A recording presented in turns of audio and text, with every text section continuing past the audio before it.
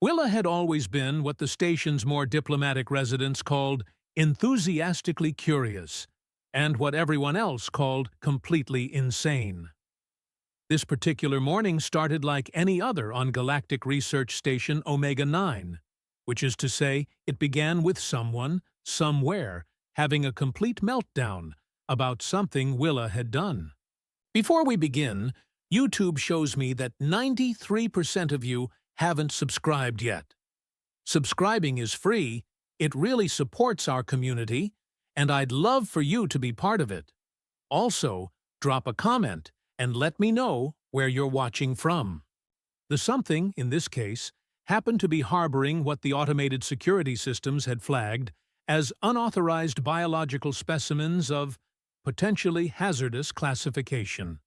The someone having the meltdown was Commander Zorak, whose four arms were currently gesticulating in what could generously be described as controlled panic, and less generously described as the kind of flailing usually reserved for creatures who'd just realized they were on fire. "This is unprecedented," Zorak's voice crackled through the station's communication system, his Altarian accent making every word sound like it was being filtered through gravel and disappointment. "We have protocols. We have procedures. We have... A human who thinks rules are more like suggestions," came the weary voice of Dr. Venth from the medical bay. The Keltharian's tone carried the particular exhaustion of someone who'd spent the better part of 3 months dealing with what the station had unofficially dubbed Willa situations. Willa herself was blissfully unaware of the chaos erupting in her name. She sat at her workstation in Research Wing Delta, a steaming cup of something that was probably coffee clutched in one hand, while her other hand gently scratched behind what appeared to be a small, furry ear protruding from the front pocket of her oversized hoodie. The ear twitched appreciatively. "Good morning, Station Omega-9, came the announcement over the intercom. "This is Commander Zorak. We are implementing Security Protocol Epsilon-9. All personnel in Research Wing Delta are to remain at their stations while security conducts a routine inspection." Willa paused mid-scratch. "Epsilon-9?" she muttered to her pocket. "That's the one for dangerous alien artifacts, isn't it?" A soft chirping sound emerged from her hoodie. "Yeah, I thought so too." The thing about Galactic Research Station Omega-9 was that it had been designed by committee. Not just any committee, mind you, but a committee composed of representatives from 18 different species, each of whom had very strong opinions about everything from corridor width to the proper temperature for communal spaces. The result was a station that looked like someone had taken a perfectly reasonable space structure and then let a group of very creative but slightly drunk architects have their way with it. Research Wing Delta was no exception.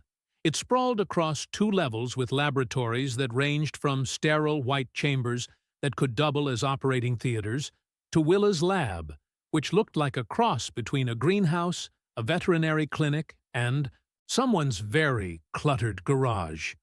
Plants from 6 different worlds grew in carefully controlled environments alongside terrariums housing various small creatures that had been deemed scientifically interesting, but probably harmless. The security team that came marching down the corridor looked like they were preparing to storm a fortress, rather than investigate a potential paperwork violation.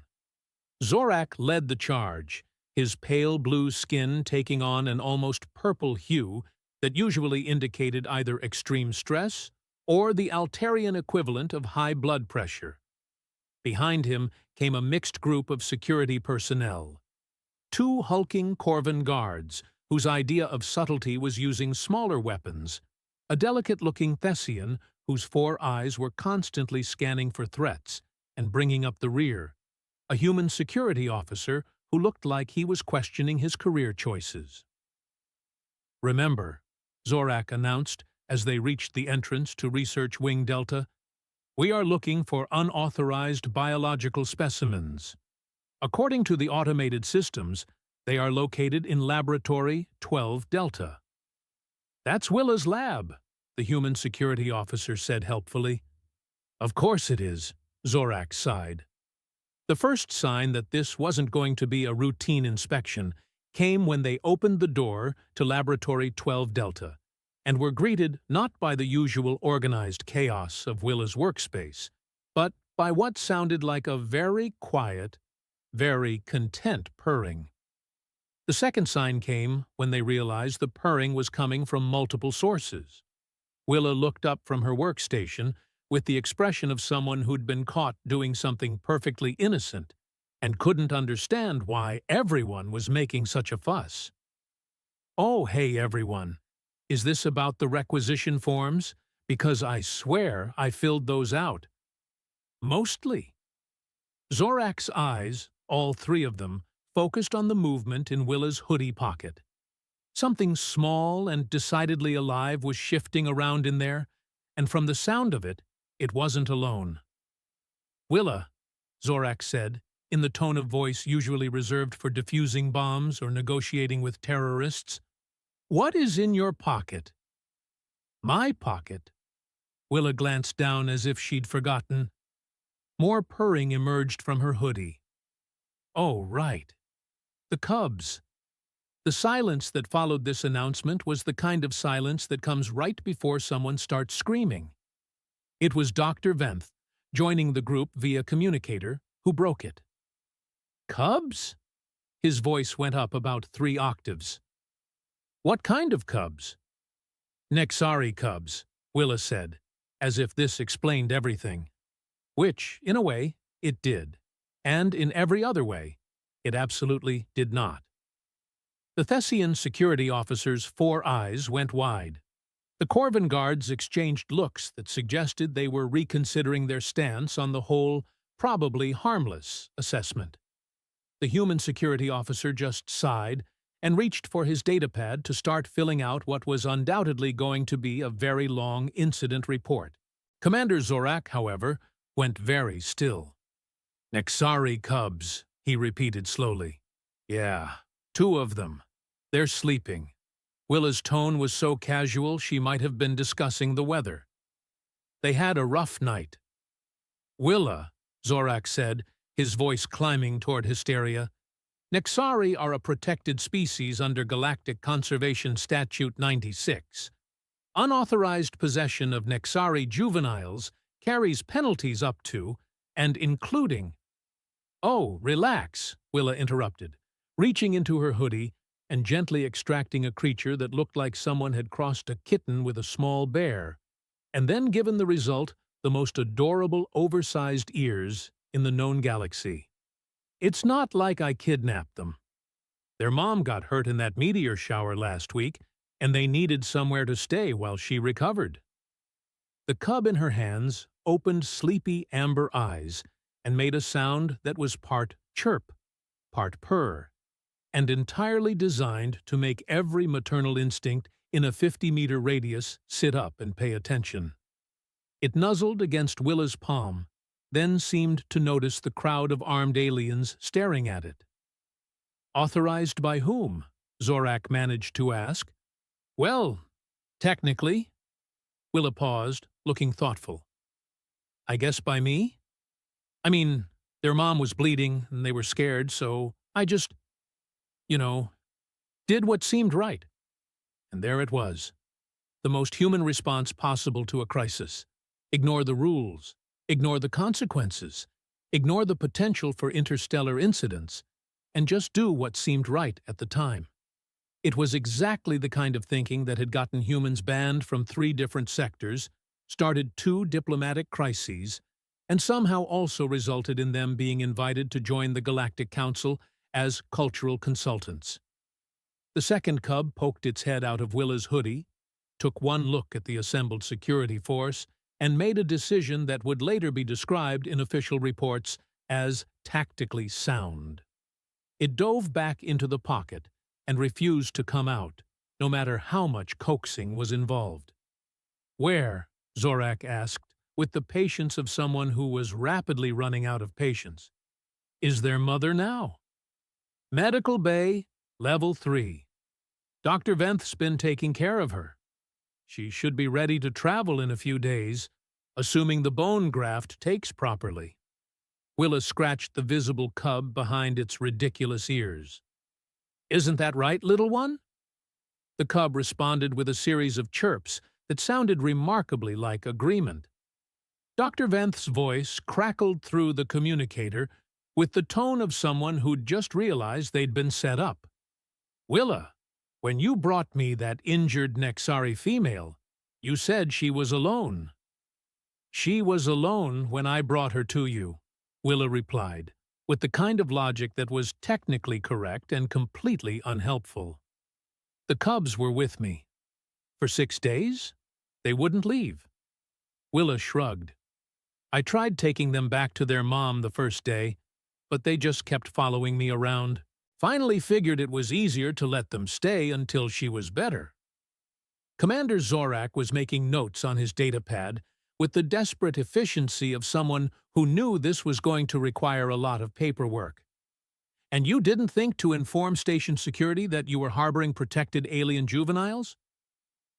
I put in a request for temporary foster care authorization. You did? Zorak looked surprised. Yeah, I sent it to... Let me think. Animal control? No, wait. That's for the station cats. Xenobiology department? No, that's my department. Oh. Willa snapped her fingers. I sent it to the diplomatic corps. Seemed like the right place for interspecies issues. The silence that followed this revelation was broken by what sounded like someone choking. It turned out to be the human security officer, who was trying very hard not to laugh. The diplomatic corps, Zorak repeated. Uh-huh. Haven't heard back yet, but I figured no news was good news. Willa, Dr. Venth's voice came through the communicator with the careful tone of someone explaining something to a very bright child. The diplomatic corps handles treaty negotiations and trade agreements. They don't process animal care permits. Oh, Willa considered this. Well, that explains why they haven't gotten back to me. The cub in her hands had apparently decided that the assembled crowd was sufficiently non-threatening and began exploring Willa's fingers with tiny, surprisingly dexterous paws. When it encountered her thumb, it grabbed on with all 4 paws and began what could only be described as wrestling with it. This is... Commander Zorak started, then stopped, apparently unable to find words adequate to the situation. Completely typical, suggested the human security officer. I was going to say unprecedented, but your version works too. Willa looked around at the assembled security team with the expression of someone who genuinely couldn't understand what all the fuss was about. Look, they're fine. They're healthy, they're happy, and their mom's going to be okay. What's the problem? The problem, Zorak said, his 3 eyes focusing on her with laser precision, is that you have been harboring members of a protected species without authorization for 6 days. The problem is that Nexari cubs require specialized care that you are not qualified to provide. The problem is that their mother is probably worried sick, and the problem is that this could be considered kidnapping under interstellar law. Oh, Willa looked down at the cub, which had given up wrestling with her thumb and was now attempting to groom her knuckles. When you put it like that, it does sound kind of bad. Kind of bad? Zorak's voice cracked slightly. Willa, do you have any idea what the Nexari government does to people who harm their young? Nothing good, I'm guessing. They declare it an act of war. The laboratory fell quiet, except for the soft purring coming from Willa's hoodie, and the gentle sounds of the cub in her hands attempting to clean her fingernails. Outside, the normal sounds of the station continued. The hum of air recyclers, the distant chatter of personnel going about their daily routines, the occasional announcement over the intercom. "Well," Willa said finally, "I guess we should probably sort this out before it becomes an interstellar incident." Commander Zorak looked at her with an expression that suggested he was reconsidering his stance on the whole humans as cultural consultants thing. "Yes," he said slowly, "I think that would be wise." Conference Room Alpha was the kind of space designed to intimidate.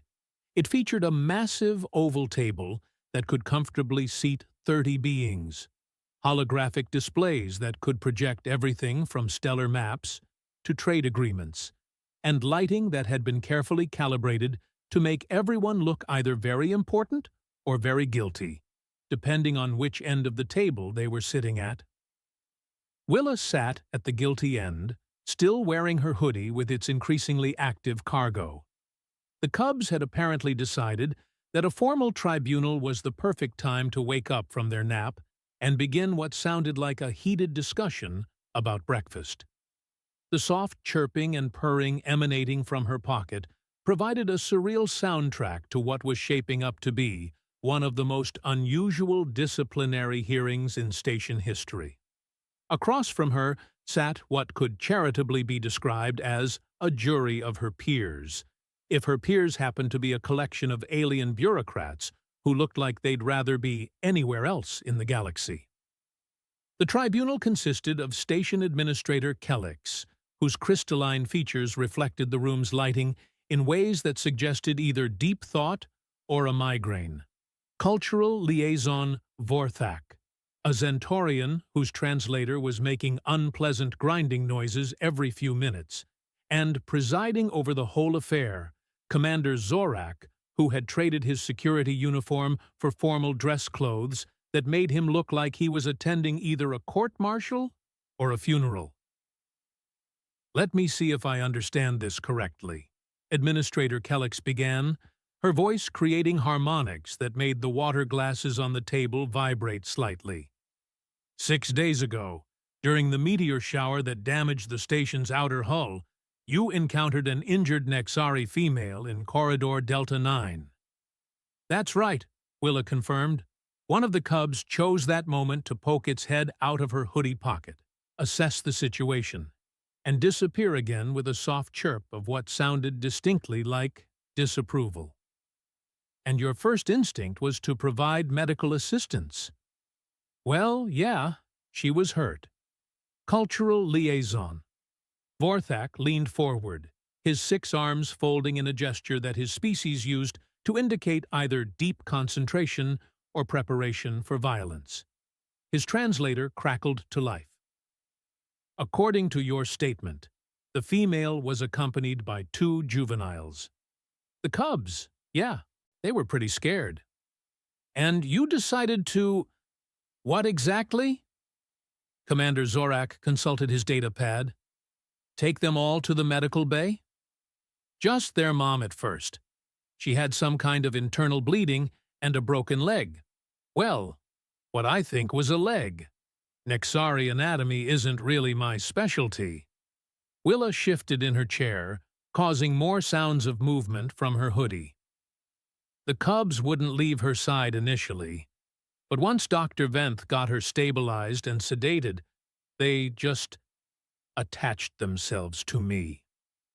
Administrator Kellix made a note on her crystalline tablet. Attached themselves. Followed me around. When I tried to leave them in the medical bay, they started making this sound like... Willa paused, apparently trying to find words for something that didn't translate well. Like the universe was ending. Really pitiful. Dr. Venth said it was stress-related, and that separating them from their mother might cause psychological damage. "So you took them with you," Zorak said, his tone suggesting this was somehow both the most obvious and the most inexplicable decision possible. Seemed like the humane thing to do. "The humane thing," repeated Cultural Liaison Vorthak, his translator adding a particularly judgmental crackle to the words, "was to contact the Nexari embassy immediately." "Oh, Willa looked genuinely surprised. "We have one of those?" The silence that followed this question was the kind of silence that comes right before someone starts questioning the basic competency of everyone involved in the situation. "Willa," Commander Zorak said slowly, "we are a galactic research station. We have embassies for 18 different species." "Huh. I probably should have known that. You've been here for 8 months." "Yeah, but I mostly stick to the lab areas. I'm not really the diplomatic type." Administrator Kellix's crystalline features shifted in what was probably the equivalent of a headache. "Let me continue. You took the cubs to your quarters. For the first night, yeah. But they didn't sleep much, kept chirping and looking for their mom. So the next day I brought them to the lab with me. Figured they'd be calmer if they could stay close while I worked." "And they nested in your clothing?" "Sort of. They really like the hoodie. I think it's the texture. It's this soft fleece material. Plus it's warm and dark in the pocket." Willa reached into her hoodie and gently extracted one of the cubs, which immediately began exploring her palm with its tiny paws. "See? Perfectly content." The assembled tribunal stared at the creature, which chose that moment to roll over in Willa's hand and grab her thumb with all 4 paws, engaging in what appeared to be a life-or-death struggle with her nail. "They're very small," Administrator Kellix observed. "Nexari cubs don't reach full size until they're about a standard year-old," Willa explained. "These 2 are maybe 3 months. Their mom's pretty young, too. Probably a first time." Mother. Cultural liaison. Vorthak's translator made a sound like grinding metal. "You seem remarkably well informed about Nexari development for someone who claims xenobiology isn't really her specialty." "I've been reading up on it. You know, trying to make sure I wasn't doing anything harmful." Willa shrugged. "Turns out Nexari cubs are surprisingly similar to Earth mammals in terms of basic care needs. They require warmth, regular feeding, social contact, and a safe environment." "Social contact," Commander Zorak repeated. "Yeah, they're pack animals. In the wild, cubs stay close to their family group until they're mature. Separating them causes severe distress." "And you determined this how?" "Research. Also, the first day I tried to leave them in the medical bay, they cried for 6 hours straight and refused to eat."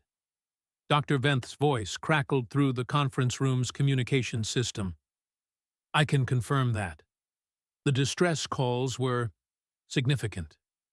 We could hear them 3 levels down." Administrator Kellix made another note.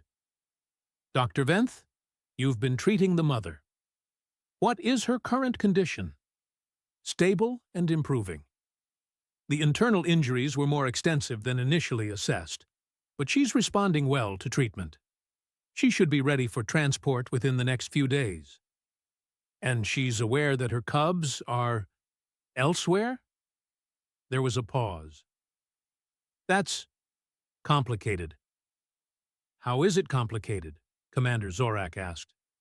"Well, when she first regained consciousness, she was naturally distressed about her cubs.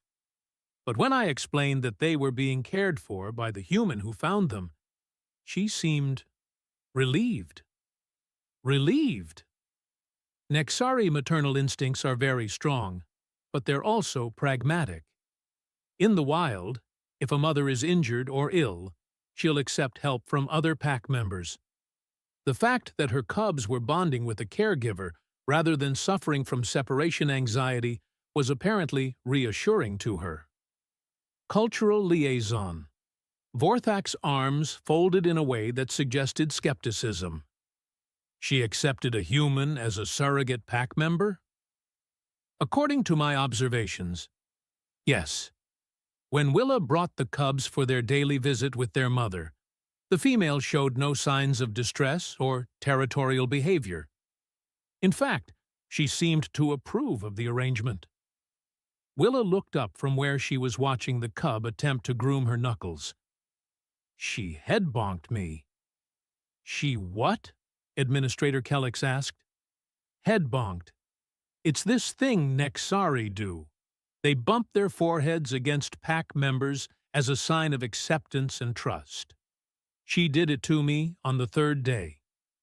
The tribunal exchanged looks. Commander Zorak was the first to speak. So the mother considers you part of her pack? I guess.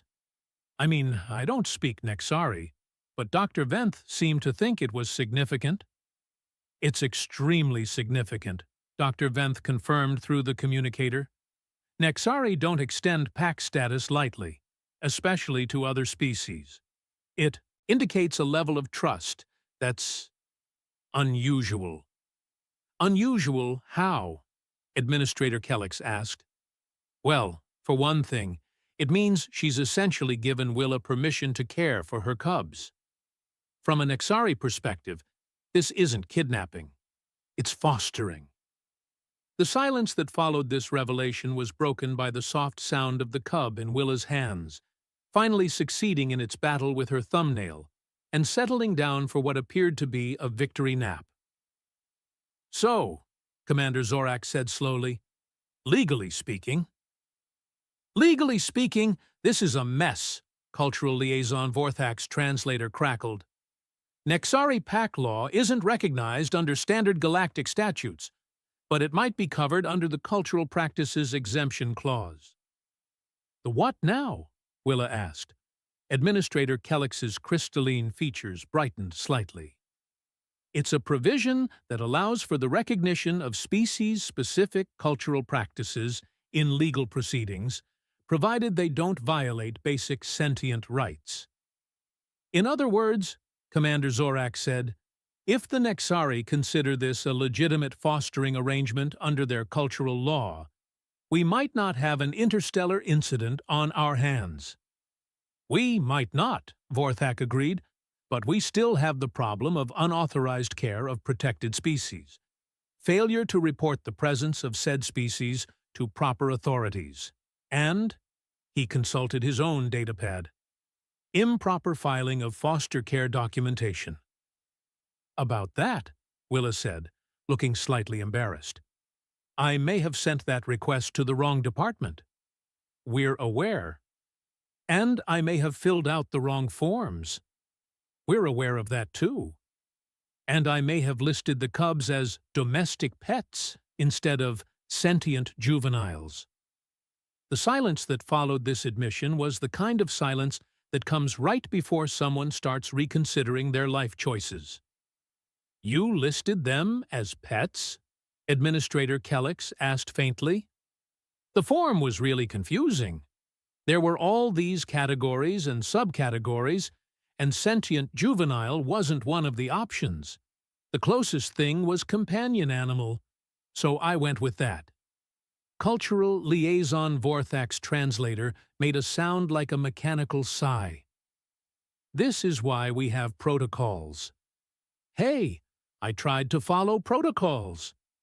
It's not my fault your forms are written in bureaucratic gibberish. Commander Zorak looked like he was developing the kind of headache that no amount of medication could cure. Willa, in the future, when you encounter members of a protected species, your first action should be to contact station security. Even if they're hurt, especially if they're hurt. What if security isn't available? Security is always available. What if it's an emergency? Then you contact medical first, then security. What if medical is busy? Willa, Zorak said with the patience of someone who is rapidly running out of patience. There are procedures for these things. Right, but procedures don't really account for scared baby aliens who just want someone to keep them warm and safe. She looked down at the cub, which had apparently decided her fingers were the perfect pillow.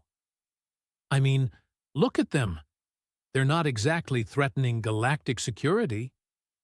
That's not the point. Isn't it, though? I mean, what's more important, Following procedures or making sure nobody gets hurt? And there it was again.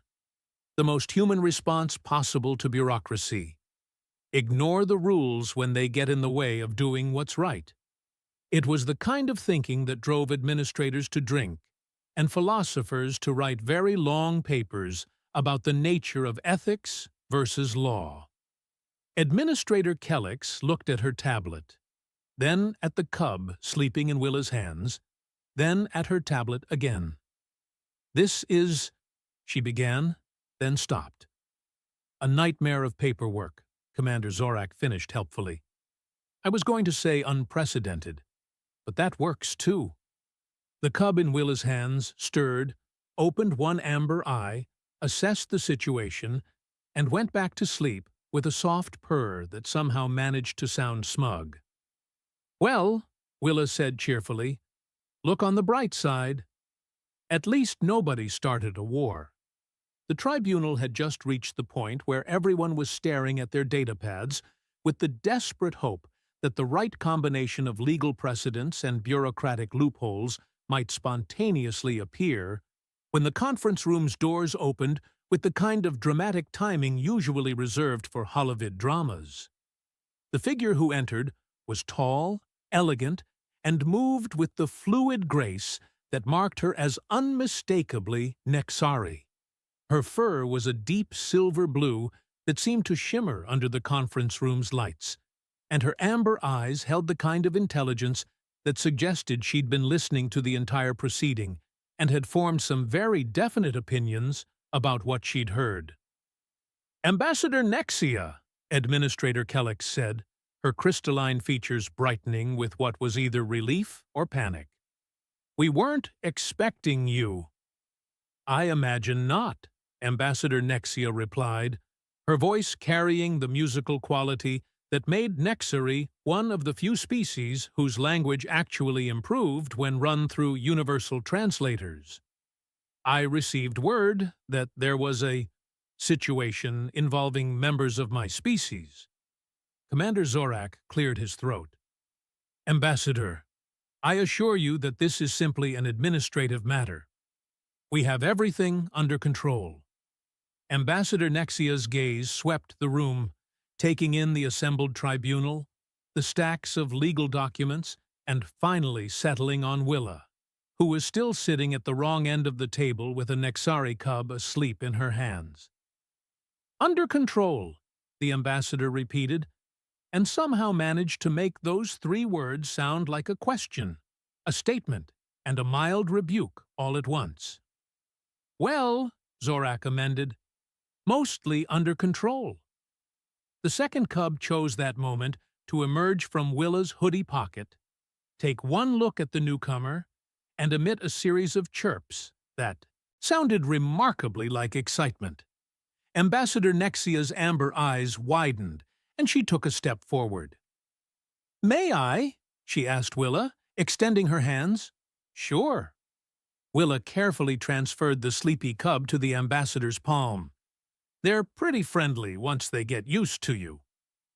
Ambassador Nexia held the cub close to her face and began making a series of soft sounds that were clearly Nexari, but somehow more complex than anything the cubs had produced. The cub responded with increasingly animated chirping, and within moments what appeared to be an actual conversation was taking place. "Fascinating," Cultural Liaison Vorthak observed. "The cubs seem to recognize her." "Of course they recognize me," Ambassador Nexia said, without taking her attention away from the cub. "I should hope so, considering I helped deliver them." The conference room went very quiet. "Excuse me," Administrator Kellix said faintly. Ambassador Nexia looked up from the cub, which had now been joined by its sibling, and was engaged in what appeared to be a very animated report about the past 6 days. "These are my daughter's cubs, my grandchildren, if you will." The silence that followed this revelation was broken only by the soft sounds of cubs telling their grandmother all about their adventures with the nice human who had warm pockets and interesting thumbs. "Your daughter?" Commander Zorak repeated slowly. Kita. She was on a diplomatic mission to the Outer Rim when the meteor shower struck your station. I've been searching for her for days. Willa looked up from watching the cubs climb all over their grandmother. Wait, you're their grandmother? I am. And you, Ambassador Nexia said, fixing Willa with a look that was part gratitude and part assessment. Are the human who saved their lives. I didn't really save them. I just helped. You found my injured daughter, provided medical care, and then cared for her cubs when she couldn't. In Nexari culture, that makes you a hero. A hero? Willa looked genuinely surprised. I just did what anyone would do. No, Ambassador Nexia said firmly. You did what a member of the pack would do. The fact that you're not Nexari makes it even more significant. Cultural liaison. Vorthak's translator crackled to life. Ambassador, are you saying that this human is considered pack family under Nexari law? I'm saying more than that. Ambassador Nexia gently set the cubs back in Willa's hands, where they immediately settled in as if they'd never left. I'm saying that by Nexari standards, she's already been formally adopted. Adopted? Administrator Kellix's voice went up about 3 octaves.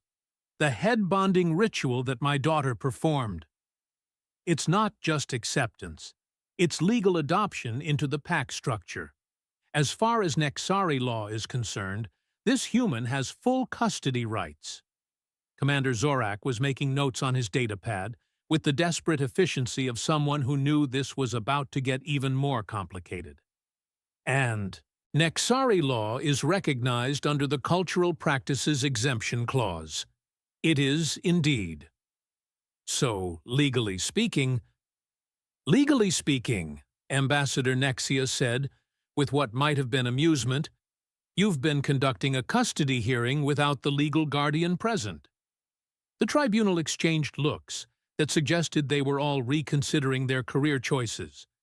But wait, Willa said, looking confused. If I'm legally their guardian, why are we having this hearing at all? Because, Cultural Liaison Vorthak said, with his translator adding a note of weary resignation, station regulations require authorization for all biological specimens, regardless of legal custody.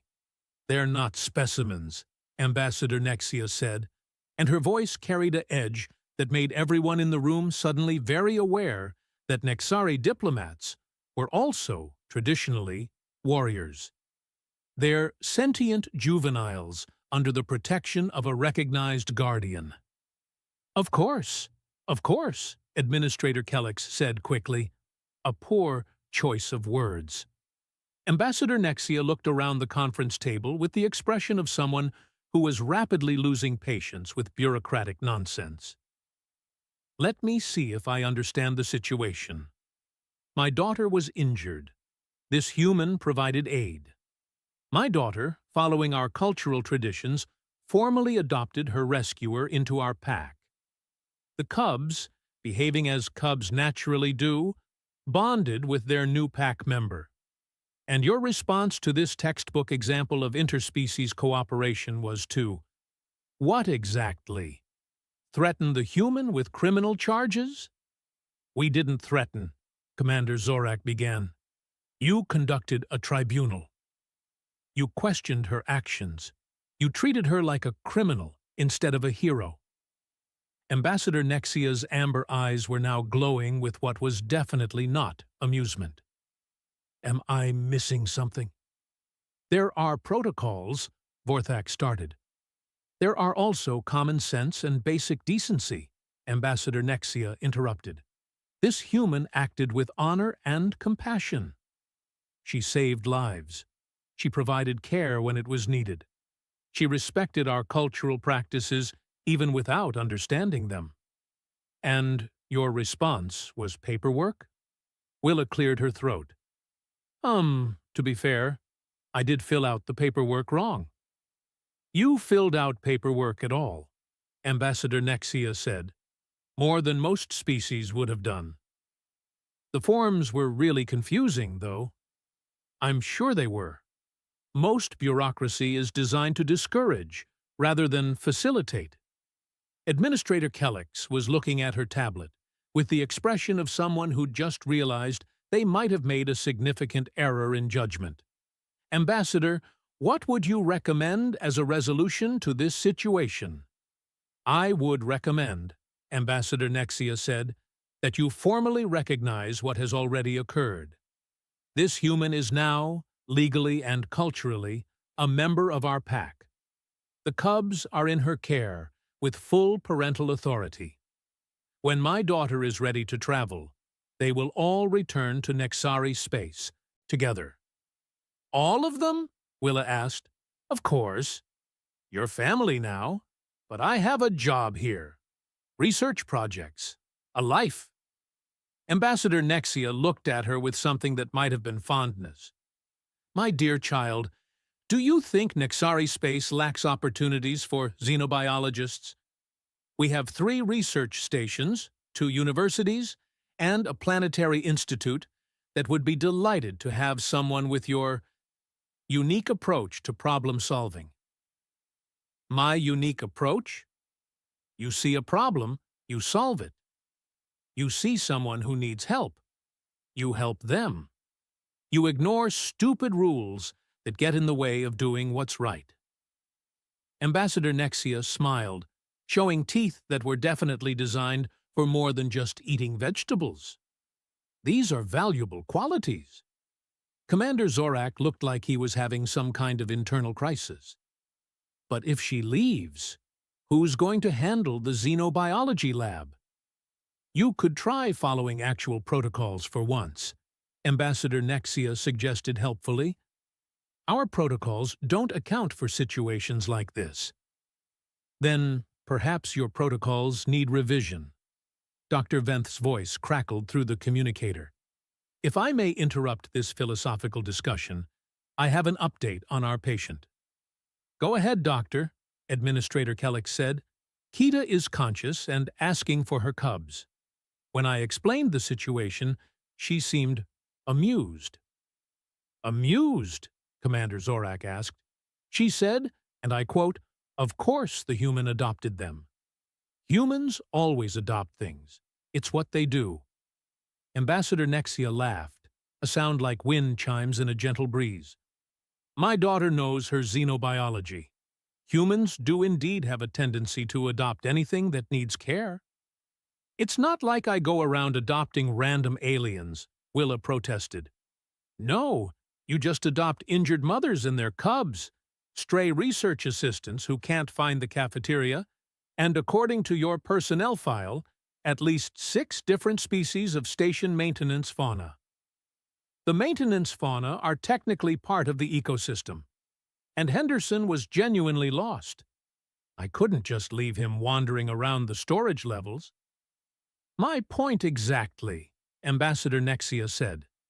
You see something that needs help, you help it. It's a very Nexari way of thinking. One of the cubs, apparently bored with the adult conversation, had begun exploring Willa's sleeve and discovered the fascinating properties of elastic cuffs. The other cub, not to be outdone, had found her shoelaces and was conducting what appeared to be a scientific study into their tensile strength. So, Administrator Kellix said slowly, if we were to formalize this arrangement, you would be recognizing an existing legal relationship under Nexari cultural law, Ambassador Nexia confirmed, which, incidentally, would resolve your authorization issues. Nexari Guardians have automatic clearance for cub care under Interstellar Treaty provisions. Cultural Liaison Vorthax Translator crackled. That would actually solve most of our legal problems. Most of them. Well, there's still the matter of the improper paperwork. Willa looked up from where she was gently untangling a cub from her shoelaces. What if I promise to fill out the right forms this time? That would be acceptable, Vorthak admitted. Commander Zorak was staring at his datapad like it might spontaneously combust. So we're saying that the solution to this entire crisis is to do nothing. Sometimes, Ambassador Nexia said, the best solution is to recognize that the problem has already solved itself. The Cubs, apparently sensing that the tension in the room had decreased, had settled down for another nap. One was curled up in the crook of Willa's elbow, while the other had somehow managed to wedge itself into her hoodie pocket, with just its tail sticking out. "Well," Administrator Kellex said finally, "I suppose we should make this official." "Official how?" Willa asked. "Paperwork," Commander Zorak said, with the tone of someone who was resigned to his fate. "Lots and lots of paperwork." Ambassador Nexia smiled. "Don't worry. I'll help you fill it out correctly this time." "You know station bureaucracy?" "I know 17 different bureaucracies. They're all basically the same once you understand that the goal is to make simple things complicated and complicated things impossible." Willa looked down at the Cubs, then at Ambassador Nexia, then at the assembled tribunal. "So we're good? No interstellar incidents, no criminal charges, no diplomatic crises?" "We're good," Administrator Kellex confirmed, "though I suspect Commander Zorak is going to implement some new protocols for future situations." "Oh, definitely," Zorak said, starting with a mandatory briefing on what constitutes heroic rescue versus unlawful detention when it comes to injured aliens. "And maybe a map of where the actual embassies are located," Willa suggested helpfully. "That too." Ambassador Nexia stood, her elegant form somehow managing to make even the utilitarian conference room look more sophisticated. "If we're finished here, I'd like to see my daughter and formally thank the human who saved my family." "Her name is Willa," Commander Zorak said. "I know her name. I also know that after today, she'll be known as something else entirely." "What's that?" Willa asked. Ambassador Nexia smiled, and for the first time since entering the room, she looked less like a diplomat and more like a grandmother. "Pack's sister, guardian, family." The Cubs chose that moment to wake up and begin chirping what sounded like agreement, and Willa found herself smiling despite everything. Maybe filling out the wrong paperwork hadn't been such a mistake after all. 3 weeks later, Willa sat at her workstation in Research Wing Delta, a steaming cup of something that was definitely coffee in one hand and a datapad in the other. The Cubs were exactly where they'd been every morning since the tribunal, dozing contentedly in her hoodie pocket, occasionally stirring to chirp at passing colleagues who'd learned to bring small treats as tribute to the station's newest residents. "Security report, Level Delta," came Commander Zorak's voice over the intercom, but now his tone carried a note of fond exasperation rather than panic. "Daily Cub Wellness Check, Laboratory 12 Delta." The security officer who poked his head through the doorway was Henderson, the same research assistant Willa had rescued from the storage levels months ago. He'd requested a transfer to security after what he called the revelation that some problems are more interesting than others. "Cubs accounted for and napping," he reported into his communicator. "Guardian appears functional and caffeinated." "Confirmed," Willa called out without looking up from her datapad. "Though I think they're getting bigger." "My pocket's getting crowded." One of the Cubs responded to this comment by stretching, poking its head out, and fixing Henderson with a look that clearly said, "Got any of those berry treats?" "Sorry, little one," Henderson said, producing a small container from his belt. "Protocol now requires me to carry emergency snacks." The Cub accepted the offering with the dignity of royalty receiving tribute, then settled back into the pocket with a satisfied purr. Dr. Venth appeared in the doorway, no longer looking perpetually exasperated, but rather pleased with himself. The Nexari Medical Exchange Program proposal was approved, he announced. Congratulations, Willa. You're about to become very busy. Busy how? Well, it turns out that Nexari physiology shares enough similarities with several other mammalian species that your unconventional care techniques could revolutionize interspecies pediatric medicine.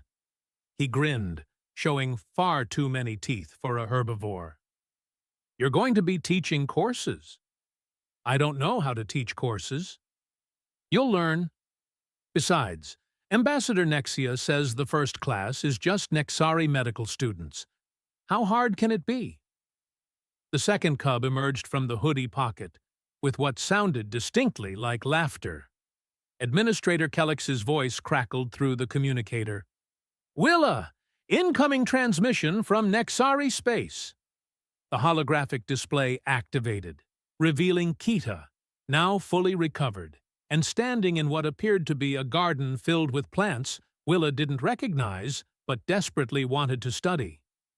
Behind her, several adult Nexari were engaged in what looked like a friendly argument about something involving a lot of gesturing. Pack sister, Kita said warmly. The family is eager to meet you. How soon can you visit? Willa looked down at the cubs, who were now both awake and chirping excitedly at the sight of their mother. Well, I've got about 6 different research proposals to finish, 3 department meetings, and Commander Zorak wants me to help revise the station's emergency protocols. Bring the work with you, Kita suggested. We have excellent research facilities, and the cubs miss the gardens. Plus, came Ambassador Nexia's voice from off-screen, we have a rather interesting xenobiology project that could use someone with your particular talents. What kind of project? The kind that starts with, we found something unusual, and usually ends with, but it followed me home. Willa grinned. That does sound like my kind of project. Commander Zorak's voice came through the communicator with a tone of resignation that had become familiar over the past few weeks. Station Omega-9 to all personnel. Please note that Research Assistant Willa's temporary absence for cultural exchange purposes has been approved. Repeat, this is an authorized absence, not another crisis. Hey, Willa protested. My crises always work out in the end. Eventually, Zorak agreed, usually after giving everyone involved premature graying. Henderson laughed. At least this time we know where the embassy is. The cubs chirped in unison, as if agreeing that this was definitely progress. As Willa began packing her research materials, she reflected on how strange life could be. 3 weeks ago, she'd been just another xenobiology assistant with a tendency to bend rules and adopt strays. Now she was a legally recognized member of an alien family, an unofficial ambassador for human-Nexari relations, and apparently an expert in interspecies childcare. Not bad for someone who filled out the wrong paperwork, she murmured to the cubs, who responded with the kind of purring that sounded distinctly like agreement. Outside her lab window, stars wheeled in their ancient patterns, carrying ships and stories and endless possibilities between worlds that were learning, slowly but surely, that the universe was a much more interesting place when its inhabitants looked out for each other. Even if it did require a lot of paperwork,